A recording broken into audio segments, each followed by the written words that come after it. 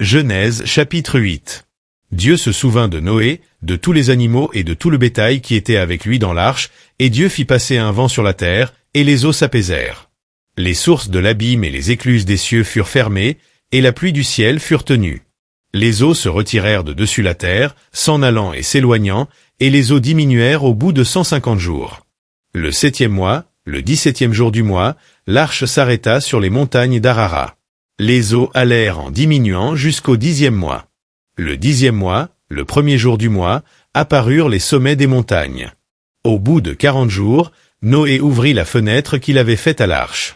Il lâcha le corbeau, qui sortit, partant et revenant, jusqu'à ce que les eaux eussent séché sur la terre. Il lâcha aussi la colombe, pour voir si les eaux avaient diminué à la surface de la terre.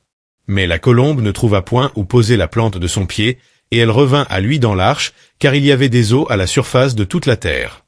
Il avança la main, la prit, et la fit rentrer auprès de lui dans l'arche.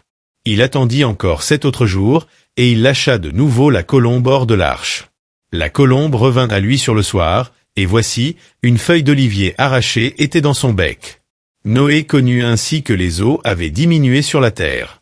Il attendit encore 7 autres jours, et il lâcha la colombe. Mais elle ne revint plus à lui. L'an 601, le 1er mois, le 1er jour du mois, les eaux avaient séché sur la terre. Noé ôta la couverture de l'arche, il regarda, et voici, la surface de la terre avait séché. Le 2e mois, le 27e jour du mois, la terre fut sèche.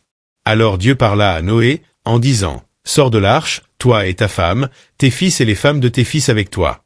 Fais sortir avec toi tous les animaux de toute chair qui sont avec toi, tant les oiseaux que le bétail et tous les reptiles qui se meuvent sur la terre, qu'ils se répandent sur la terre, qu'ils soient féconds et multiplient sur la terre. » Noé sortit, avec ses fils, sa femme et les femmes de ses fils. Tous les animaux, tous les reptiles, tous les oiseaux, tout ce qui se meut sur la terre, selon leurs espèces, sortirent de l'arche. Noé bâtit un autel à l'Éternel, il prit de toutes les bêtes pures et de tous les oiseaux purs, et il offrit des holocaustes sur l'autel. L'Éternel sentit une odeur agréable, et l'Éternel dit en son cœur, « Je ne maudirai plus la terre, à cause de l'homme, parce que les pensées du cœur de l'homme sont mauvaises dès sa jeunesse, et je ne frapperai plus tout ce qui est vivant, comme je l'ai fait. Tant que la terre subsistera, les semailles et la moisson, le froid et la chaleur, l'été et l'hiver, le jour et la nuit ne cesseront point.